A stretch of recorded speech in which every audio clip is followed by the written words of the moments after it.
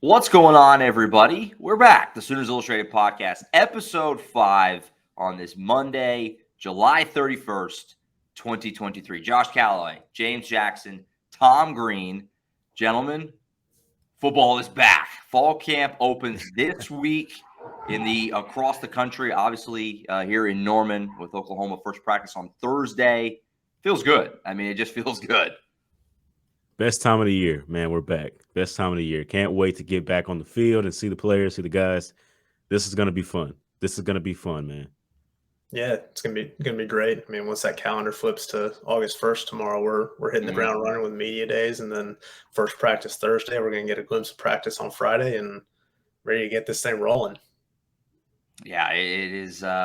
We were kind of joking about it before we started recording. It got busy quick. The last couple of weeks have been a little slow. I mean, there's been a lot of recruiting news, obviously, but as far as us having to really leave our homes and go down to Norman or whatever, not a whole lot. But we're actually recording the show a little early today because we're going to talk to Porter Moser and some basketball players this afternoon. Michael Patterson McDonald, he's committing tonight in Westmore. James and I are going to be out there for that. Then, yeah, media day tomorrow. Open practice later this week, and then it's just kind of the revolving door of open practices, availabilities, interviews, and what have you. Before you know it, it'll be week 1. So no better time than now to subscribe to Oklahoma.247sports.com and at the very least, subscribe to the YouTube channel, completely free. And that's going to be how you keep up with all the latest, obviously, podcasts, but also player interviews, press conferences, practice footage. All that stuff's going to live here. So you're going to want to subscribe and make sure you keep up and check the channel regularly. So we got a lot going on coming up just this week, but especially through the month of August. And then obviously goes without saying into the season as well. So very fun times right now. Like we said, fall camp starts this week. First practice is Thursday. That practice is not going to be open, but Friday's practice will be. And Coach Venables is going to talk after practice. So you're going to want to keep up with us on that day to get some practice footage and hear from Coach Venables. We'll also hear from Coach Venables tomorrow on Tuesday for local media day. So with all this stuff kicking off, let's just preview fall camp a little bit. Kind of going to open the floor here. It's going to be kind of a fluid, free-flowing, kind of wherever you guys want to take it. Players you're watching for, position battles, whatever sticks out. We can start with, is there any one or two players in particular that you guys are excited to see, put the pads on and see what they can do this month? Well, there's a couple questions in there that, obviously I want to see where the wide receiver group, where they go from here. I agree. I know, Jaleel Farouk, Drake Stoops, those guys, probably 1 and 2, want to figure out who the next guys are. And there's so many guys that came in with, Andrew Anthony from Michigan, and you got, other guys that are around there, Every Bunkley and other guys like that, man. You don't know where it could go from here. Brennan Thompson from Texas, things like that. And then obviously the other question, who I want to see most, Deshaun McCullough. I can't wait to see him in pads and in full gear and see what he can produce on the field, man, because there's so much excitement about him just coming off of that spring game and what he did early in the spring. Where is he at right now? That's what I want to see. I'm very excited about seeing him. Tom, I don't know what you're thinking. What do you got, man?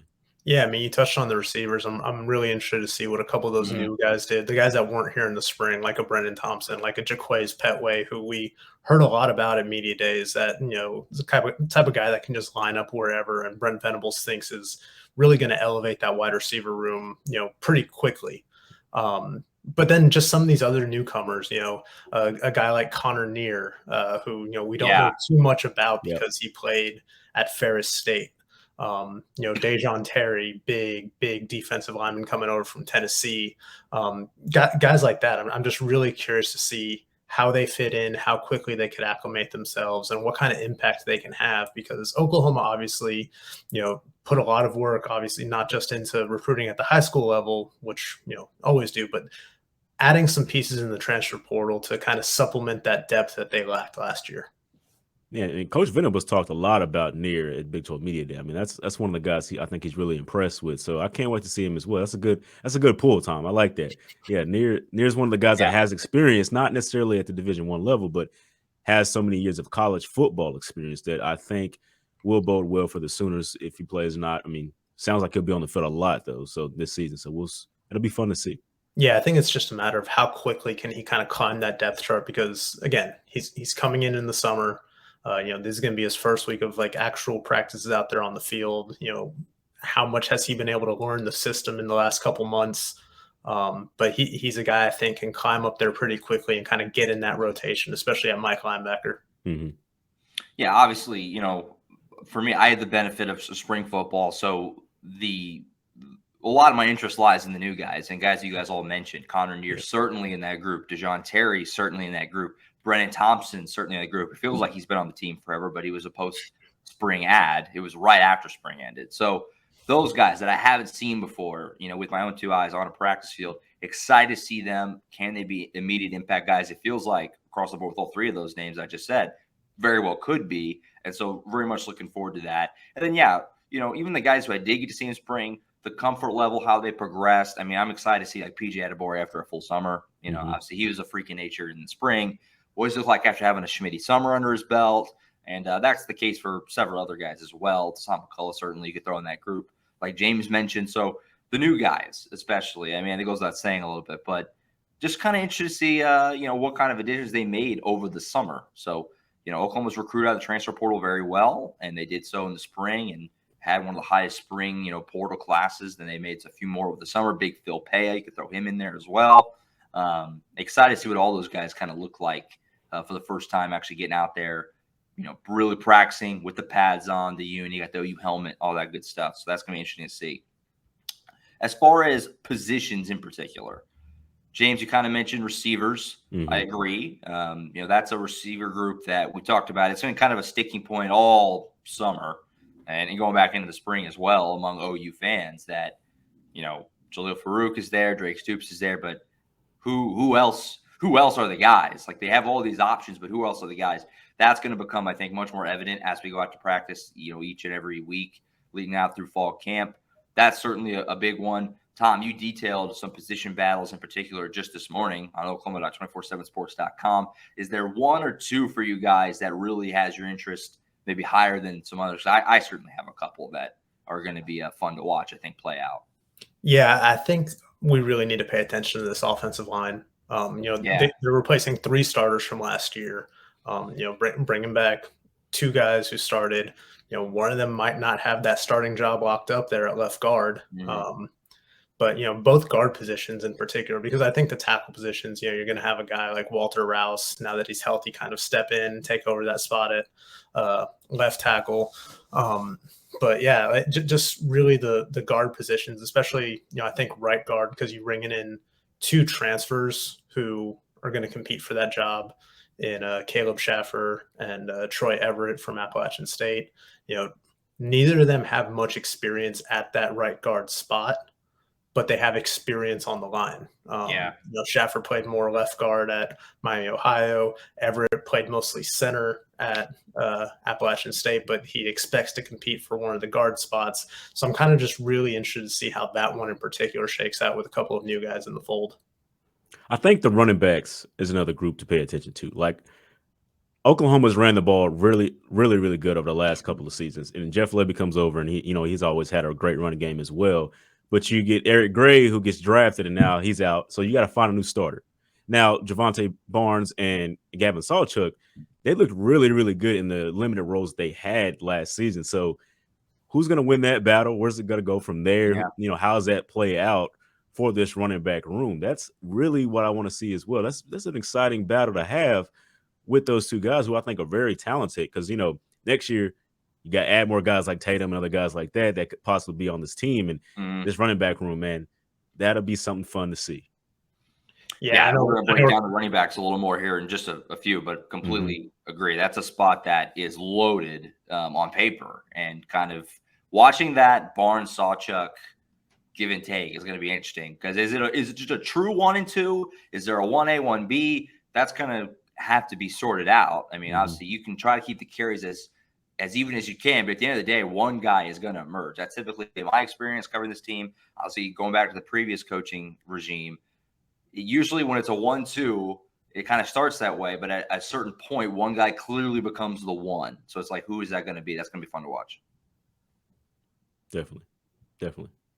Yeah, and I think another spot for us to really kind of look out for is that number 2 cornerback job. Mhm. Obviously, bringing back Woody Washington is huge. He is your number 1 cornerback, and then you got a few guys kind of in the mix for that number 2 spot. I think we can all probably agree that Gentry Williams is probably the popular pick going in to He's emerge. I know, probably the preferred for OU, preferred guy. yeah, and I mean he looks the part. He's got that big physical body for a cornerback. He's got some range to him. I know he dealt with that little medical issue back in March, but Mhm. I think that he's going to quickly kind of insert himself into that position and become that number 2 guy. But I mean, you got Connie Walker back there. You got Kendall Dolby coming in with 2 years of JUCO experience, and again, it's at the JUCO level, but he's got that game experience that these other 2 guys he's competing with don't necessarily have too much of. So I'm kind of curious to see how that shakes out. But again, I think that's Gentry Williams' job to lose. Yeah. Yeah, I think it's probably Gentry Williams or Kendall Dolby. I mean, I wouldn't excuse me, I wouldn't discount Kenai Walker. I mean, he played fairly well in his limited option last year, and last spring and fall camp, he was kind of one of the guys that was considered like a riser. He was practicing very well and things like that. So I wouldn't rule him out. But yeah, I think it's probably Gentry Williams, the preferred guy there. But Kendall Dolby, he was a guy who was looked at when they got him out of JUCO that this is one of the best JUCO transfer pickups in the country, as far as like a guy who could play right away, be an impact guy. That's what he was thought of. So he'll see the field. But yeah, who's going to be actually the number 2 guy playing most of snaps? That's going to be a fun one to keep an eye on as well. Yeah, and in this day and age, when you're facing so many spread offenses, you can't have enough quality No, defensive you need a backs. So bunch. all these guys are going to play. It's just a matter of, like you said, who's going to be that preferred option at number 2. Thinking about these groups that we just named, we talked about the running backs, receivers, cornerbacks, linemen. I mean, which one are you most excited about overall? Like, where do you rank the ones that you are comfortable with, even though there's some unanswered questions going into this season? Well, I'd say running back is certainly up there. Yeah. Whoever emerges as that number 1 guy. I mean, I think they feel really confident about that 1-2 punch. Mm-hmm. And I think Josh is going to agree with me on this one. But defensive end, we kind of touched on it in the last episode. But they have 6 guys who could feasibly rotate in there, and they should feel good about most of them. I think that's going to be one of the strengths of the team. I don't know how that rotation is going to shake out exactly, but I think it's a position that they should feel really good about. Mm-hmm. Yeah, I love the safeties room. We'll get there eventually in our position breakdown, but I love the safeties room. Brandon Hall has built a unreal group in the back end of the defense there. I mean, you've got 4 guys. Billy Bowman, who's the top of the group, but then Reggie Pearson you brought in, Key Lawrence is back, and then 5-star Peyton Bowen. Doesn't even include Robert Spears Jennings, who is a guy who is expected to make a big leap, I'll say locally in the state, Broken Arrow up there in Tulsa. I mean, that whole group is just loaded. I don't know if OU's had a position on defense as loaded as that in a while. That's 5 legit dudes back there. So I love the safeties room. Excited to see how that kind of shakes out, because at least, I mean, just figure based off just number of snaps, 1 or 2 of those guys is not going to really play a lot, and that's kind of crazy because they're all very talented and could certainly play on a lot of teams across the country. Hey, that safety group, I mean, that could be one of the the top position groups for this team. So that's wild to say, I think, in what we've seen over the last couple of years. So that's amazing that they're that talented and that highly ranked so far. Yeah. I will go to the other end of the spectrum as far as positions of concern. Tight end room, just in spring camp, the tight end room was just in shambles. I mean, injuries. It's not that deep of a group. Even fully healthy, it's not that deep of a group. And they had a lot of injuries. They had D tackles out there catching passes in practice because they just didn't have guys. And they pick up before the spring Josh Fanuel, who was a basketball player at Cameron University and Lawton, to play tight end at the University of Oklahoma. I mean, they were really, really thin at tight end. Now, it should be a little better. Jason Llewellyn should be healthy. Blake Smith should be healthy, I believe. He was playing the spring. He played the spring game and everything. He had a giant club on his hand. Fans remember that. So he should be healthy. You got to keep Austin Stogner upright. After Austin Stogner, it is a room that is a lot of guys that you don't really know what you would be getting. So the tight end room, you didn't leave spring camp feeling good about it. So I'm curious if, as we go through fall, if you feel good about it. Now they're recruiting well at that position. Joe John Finley, they got Devon Mitchell, who's, we all know what that kid is. Not a kid. He's a grown man. And they're chasing some other really talented tight ends. So they're recruiting well at the position. It'll get where it needs to go. But right now, they just have kind of wound up in this spot of like, yeah, not great on paper, at least right now. And Braden Willis was a huge part of the offense last year. Yeah, definitely. He was right. I mean, it was kind of like Marvin Mims, Theo Weiss, Braden Willis. I mean, he was like a receiver with his number of targets. So tight end's a big part of Jeff Lebby's what he likes to do. And I think Austin Stogner can do that, but he's had some injury problems. And then, like I said, the rest of the room is just really thin. So tight end's a spot that I'm going to be watching this month coming up here in August to see if it just looks and feels better than it did back in the spring. Tight end is that position, that you need in the red zone. OU's obviously didn't play as best they could in the red zone last season, and that's the one you really have to get to. And I think Dylan Gabriel likes to use the tight end a lot too, not just Jeff Lebby. So finding that right guy, I think, will be critical before this season starts, and really, find where OU's going to do, what they're going to do with that going forward. Yeah, I'm with you. I think it'll be really interesting to watch just kind of how Austin Stogner kind of reacclimates himself for his second tour of duty over here, Oklahoma, after going over to South Carolina for a stint. Obviously, he's a known commodity for them, at least, and he's a guy that's familiar with a lot of these guys. So, shouldn't be a big adjustment period for him. But after that, Blake Smith is more of a blocking type. Yeah, exactly. I know he had some catches in the spring and, kind of opened some eyes in that regard, but, he is a block first type of guy. So I'm just really curious, who could be that other guy behind Austin Stogner who kind of steps up in that receiving role at tight end for them. Yeah, for sure. And that's right where I'm thinking that group is interesting. So curious to hear how that shakes out and what they do with that spot over the next month or so. And one last thing, for me, as far as just things we're looking for, kind of bring it full circle, kind of tie it back into the Connor Neer, who was brought up right at the beginning of this.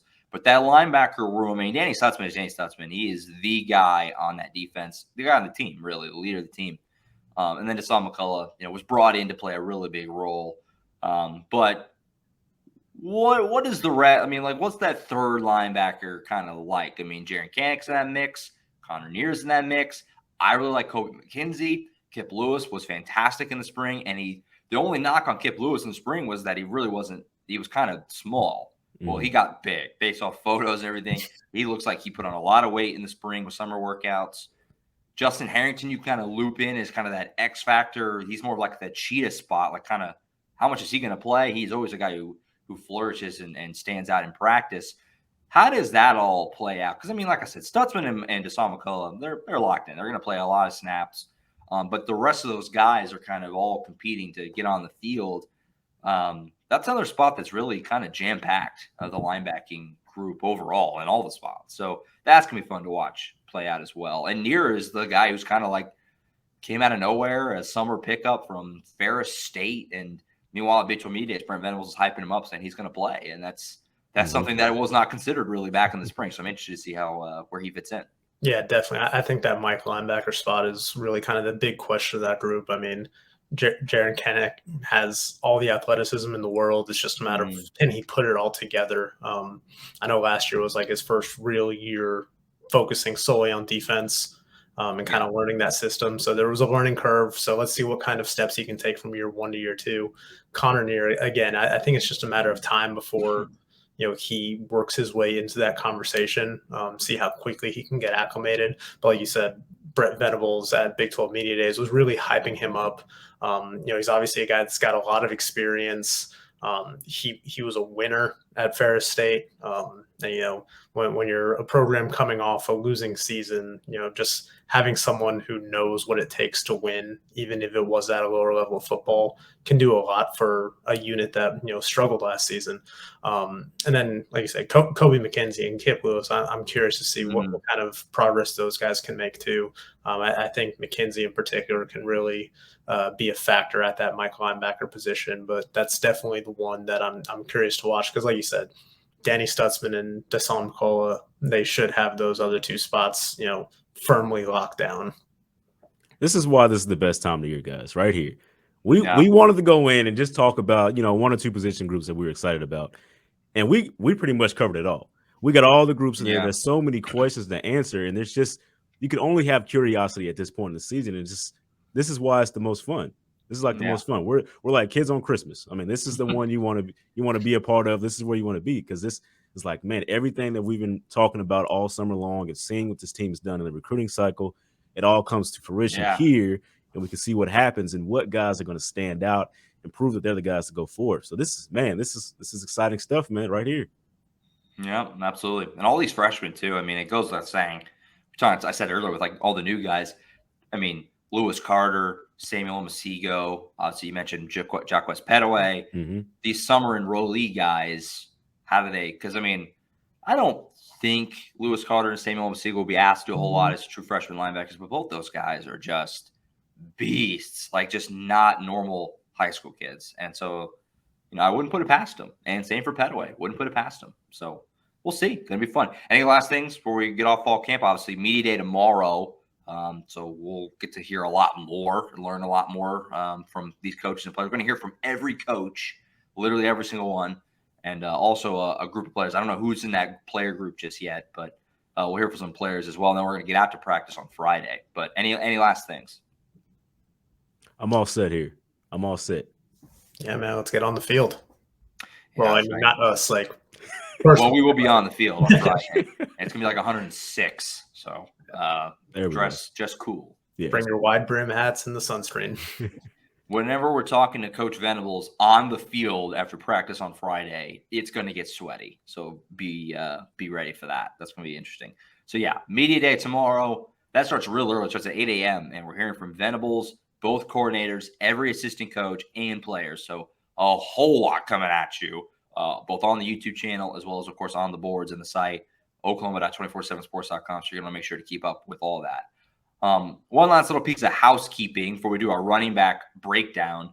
Just as we were getting ready to start recording, Dylan Gabriel named to the Maxwell Award watch list. Recording the show early because, like I said, we're talking to Porter Moser and some basketball players here in just a little bit. So we had to kind of move this up, smush this in, jam-packed day.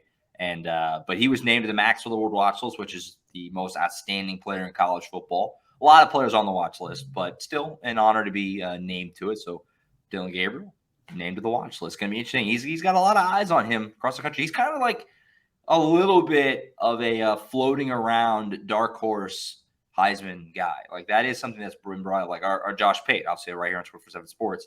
I think he gave like 3 or 4 dark horses back a few months ago or a couple months ago. Dylan Gabriel was in that group. He's kind of a little bit of a trendy, like high value if you're a betting man, type of guy. So, and if he puts it all together, does what he's capable of, highest of high levels, he could probably be in that mix. So I mean, he's one of the most experienced college football players out there right now. I mean, his numbers are good. I mean, his numbers are good statistically. So yeah, that's where all the hype's coming from. A guy like that much experience, that numbers, and this offense. I mean, that's where the hype comes from, man. Yeah, I know we talked about it last week that he's kind of not the prototypical quarterback that Oklahoma's kind of been spoiled with in recent years. But Dylan Gabriel's a good college quarterback, man. I mean, you look at his numbers, career completion percentage, floating around 62%, 95 touchdowns against 20 interceptions for his career, really good passer rating. Last year he was probably a top 25 caliber quarterback in the country. He missed some time with that injury. But I think a second year at a new school, with just everybody kind of more comfortable around him, I expect him to have another big season.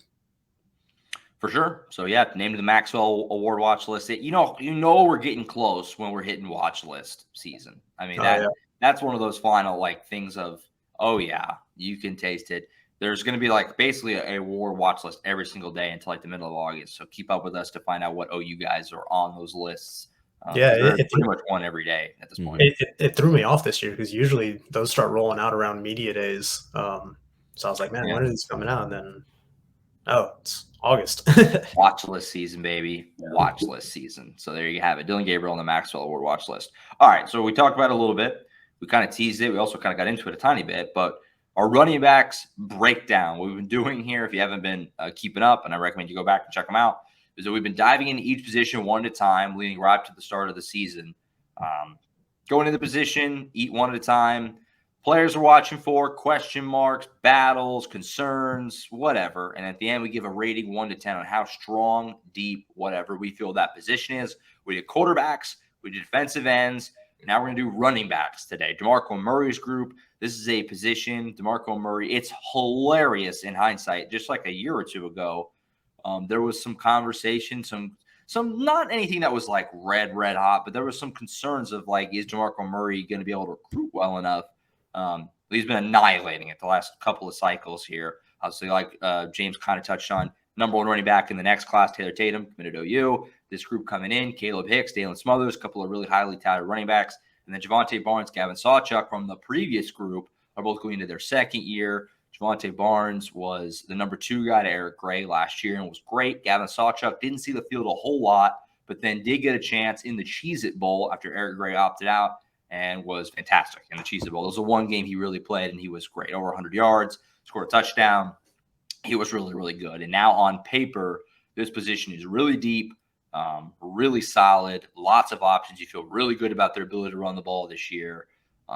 General thoughts, guys, on the running back group. It looks on paper to be right up there with probably the strongest group on the offense. I mean, right, probably running back or quarterback, depending on how you want to take it. Yeah, I mean, losing Eric Gray is obviously difficult. I mean, he was a very good running back. But you look at, like you said, the Cheez-It Bowl. Look at what these guys did. They both ran for over 100 yards. I believe they were the first, pair of freshmen at OU to rush for 100 yards in the same game since 1985, I believe. So it's been a minute, and I think that says something about kind of the innate talent that those two have. To be able to do that, especially after Eric Gray opted out. I know we saw a lot more of Javonte Barnes last season, but still, he had 100 fewer carries pretty much than Gray had, but still had over 500 yards rushing as a freshman. I think that was a really promising freshman campaign that Oklahoma should feel pretty good about.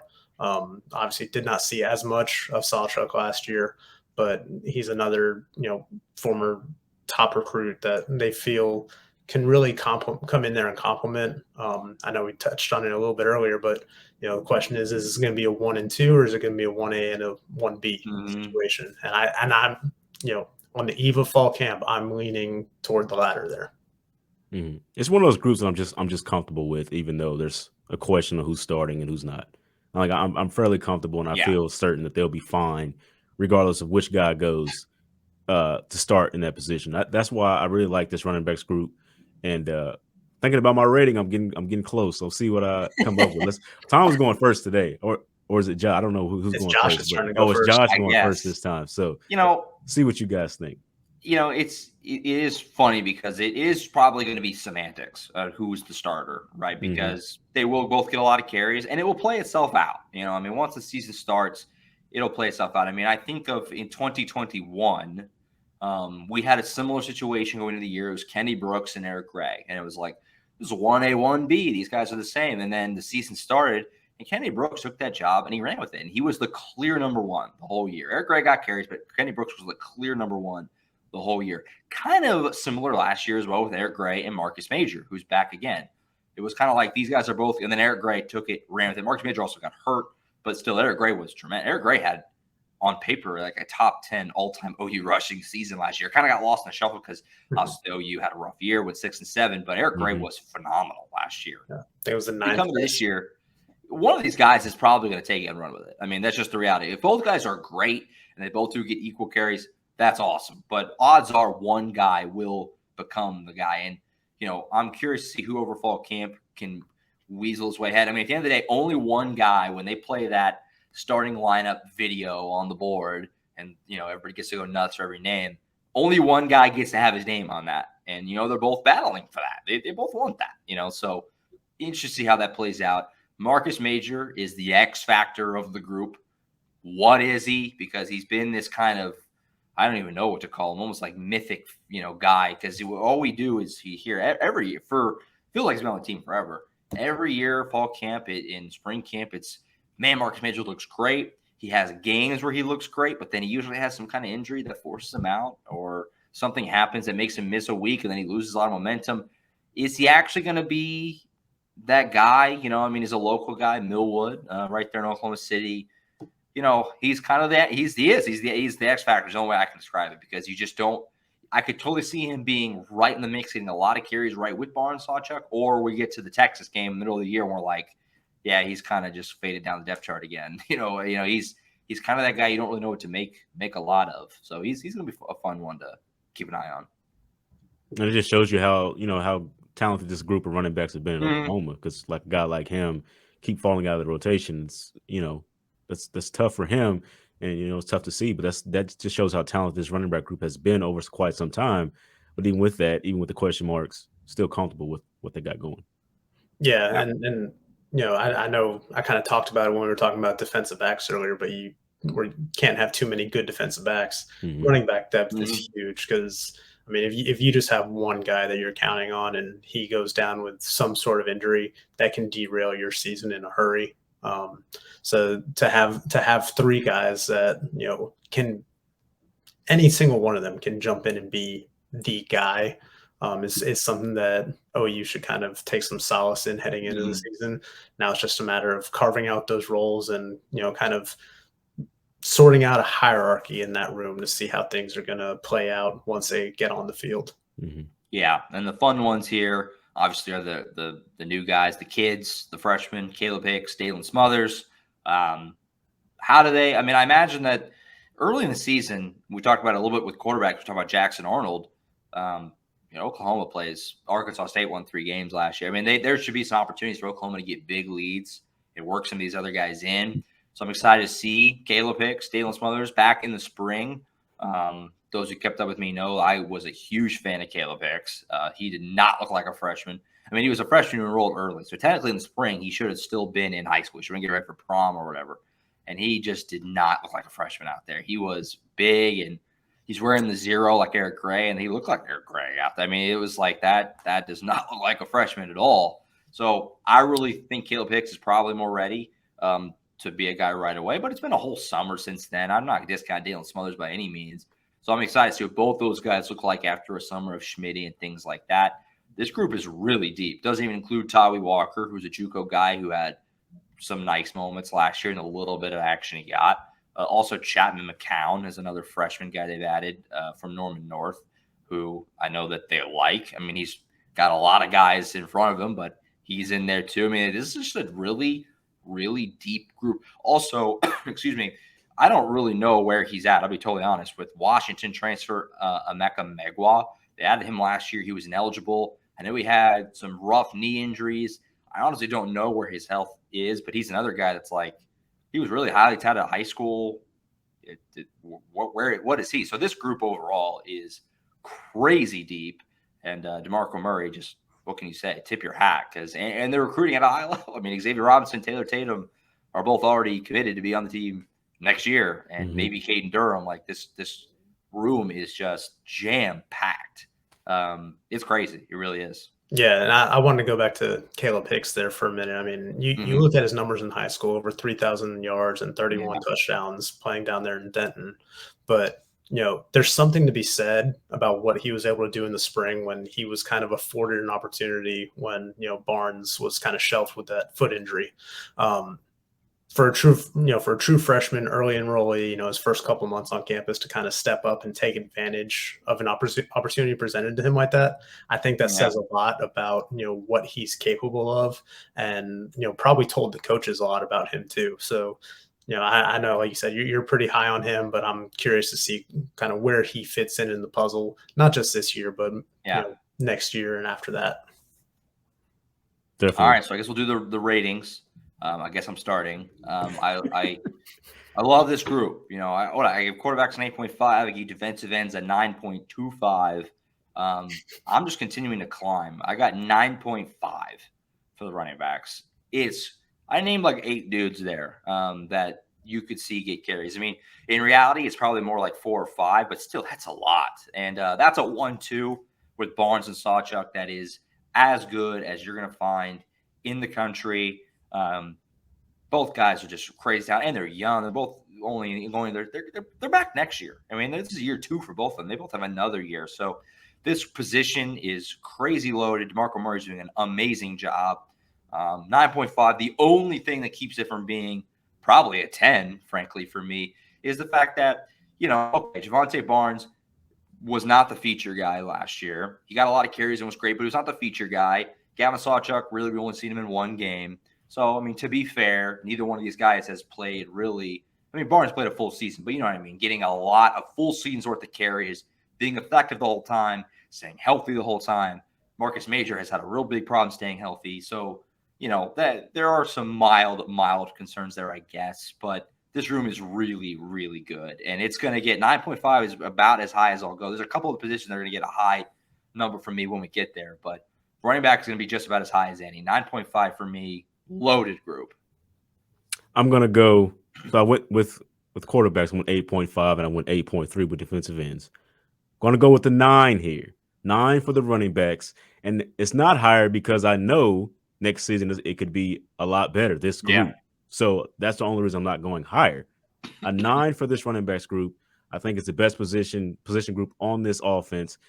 It's very stacked, very stout. A lot of guys that you can choose from. A lot of guys you can throw in the mix and have a great season or a great game that you need in a sticky situation. I'm going with the 9 with the running backs here. Man, you guys are going to make me sound like a hater. Wow. So I gave quarterbacks a 9 last week. I can't remember. You were the highest. I know that. Yeah, I was the highest. So I think I gave them a 9. Running backs, I'm going to give them just below that. 8.5. I think this is a really talented and a really good group. But, you're replacing Eric Gray. I think that's the only reason I have quarterbacks ahead, because you have a known quantity in Dylan Gabriel. You know what he's giving you as your starter. Mm-hmm. Whereas, we don't know what either of these guys are capable of quite as a featured back. But again, I think it's a really deep and talented room. I think that, this is going to be the strength of the offense, the quarterback and the running back there in the backfield. So I'm, not a hater, but giving them just a little bit below you guys, 8.5. They should feel really, really confident about that backfield heading into this season. All right, there you have it. That's our running backs breakdown. Good stuff. 3 positions in the books.